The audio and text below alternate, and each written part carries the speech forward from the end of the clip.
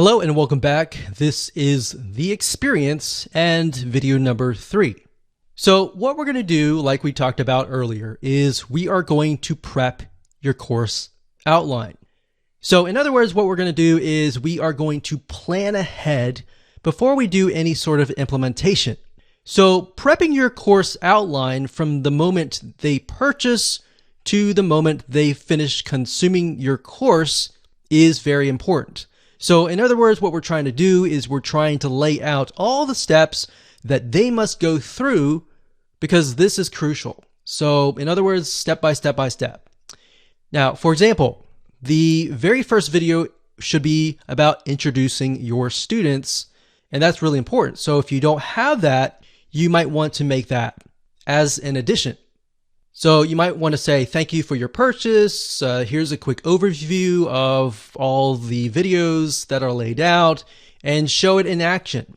And oftentimes you want to make this video last because this will be after you've set everything up. So you'll be able to show, okay, so you log into this WordPress site. This is what you do.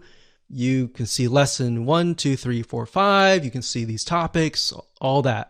So what that does is it puts people in the frame of mind of, okay, this is what I'm going to do. This is what I can expect. And it kind of takes away that fear. So you need to give people an idea of what to expect because a lot of times they have anxiety or fear of what's ahead. And that anxiety or fear, a lot of times is what prevents them from moving forward.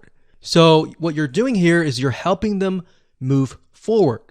Next, you want to make sure that these steps from there make it easy for your students to consume your content.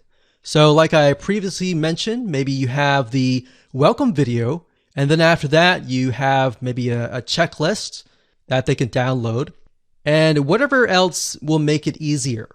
So in other words, you don't have to necessarily make more videos besides the first introduction video, but you want to lay it out so that you can see, okay, so should I put all of these videos, step 1, step 2, step 3, all different steps, or should I do video 1 and maybe the introduction and the video 1 and then a checklist and maybe a Word document of some sort in between the videos so that I don't overwhelm people and all of that. And we'll talk about drip feeding and how to prevent people from being overwhelmed. So in other words, what I'm talking about here is basically adding buffer pages or pages in between each video if they need more clarification. Now, the only way to know how to do all of this is to map it out. All right. So let's head on over to a mind mapping software and do this now. Okay, so I want to say that it doesn't matter what you use to map your plan or outline out. What I'm using here is a software. It's an online web application called Lucidchart. That's lucidchart.com. Now, if you're not a visual person and you would prefer to use something like Notepad or a piece of paper, whatever it is, it doesn't matter. At the end of the day, it's just a matter of mapping it out so that you are able to see step 1, step 2, step 3, and all the steps ahead so that you can take this blueprint and implement it later down the road. So we got this here. This is the online course.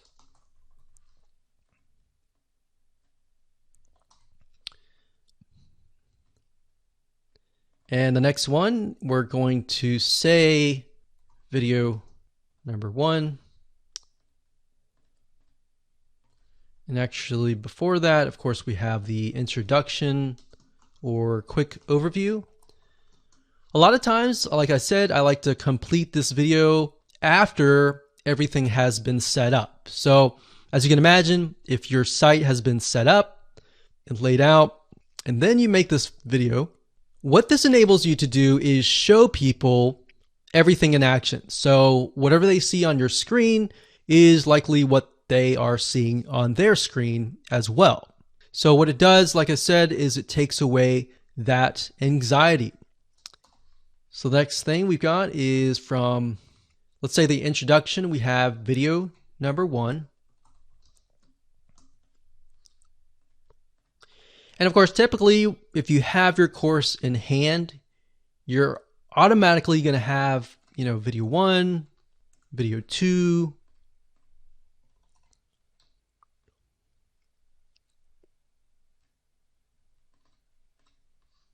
video 3. And for the sake of simplicity, I'm just going to say we've got 4 different videos. Now, obviously, most video courses and online courses are going to be a lot longer than that. So what we're going to do now is, let's actually move this up. Let's see here. What I like about Lucidchart is you can pretty much map it out so that you can see, okay, this is step 1, this is step 2, this is step 3. We move from here to here.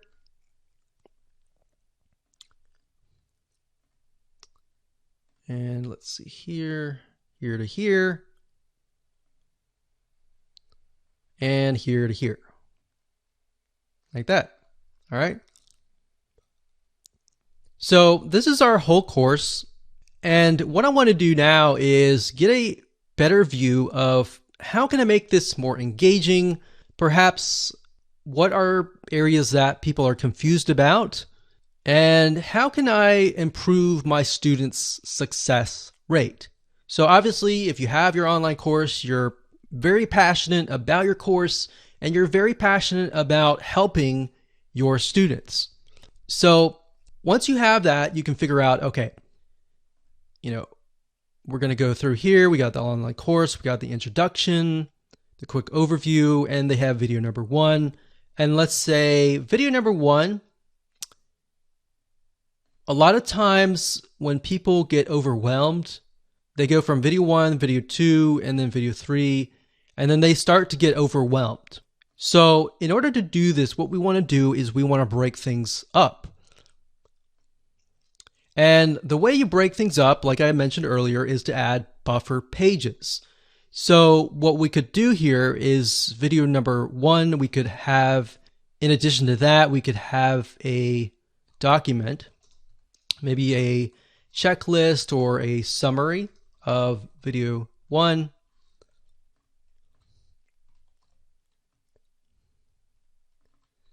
And maybe after that, you can create some homework. Now, you don't have to call it homework. Homework sometimes has a bad connotation. So you can say to-do list. So before they can move on to video number 2, in other words, they have to do the to-do list. So maybe they learned something here and they need to implement that in here. So you see what's happening? The majority of courses have it where it's like watch video 1, watch video 2, watch video 3, and then they get overwhelmed and they quit. So what you're trying to do here is you're trying to break things down so that it's not as overwhelming. All right, so once they've finished the to-do list, then they can move on to video number 2. So in that case, we delete that arrow. So it goes from here to here. And then next we have video number 2 to 3. Now, during tests, we found that a lot of times when you have some sort of document like a checklist or a summary of that video, it helps. It helps a lot. So let's see here. Let's move this up here like this.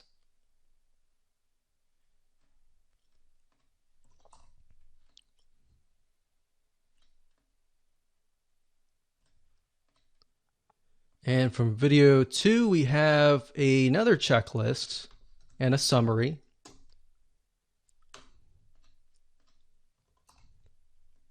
And maybe a to-do list. So as you can see, the to-do list basically tells people, okay, this is what you need to do next. So you need to do this next before you get to the next video. So we do that.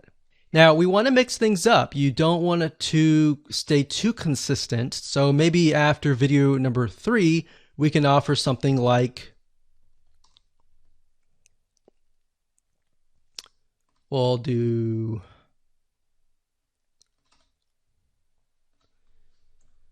summary's good, but maybe instead of a to-do list, we have a quiz, but a short quiz. Not a long quiz, but a short quiz. Remember, you don't want to overwhelm people. So we're going to delete this. We're going to go from the short quiz to video number 4. Now, you could set it up so that in order for them to move to video 4, they have to get the questions right. But from our findings, what we found is a lot of times that can become frustrating, especially if they answer it wrong. So what that does is it makes things negative, and we don't want to create a negative environment. You want to keep things positive and keep them excited. So let's move from a short quiz to video number 4. So same thing here. We can do this here, and we'll do video 4. And that here. Now, what's nice about WordPress, the plugins that we're going to be using, is that you can also add things like certificates. So in other words, when they finish the course, they get a certificate with their name on it. Now, you can do that with the plugin that we recommend, which we'll talk about in just a minute.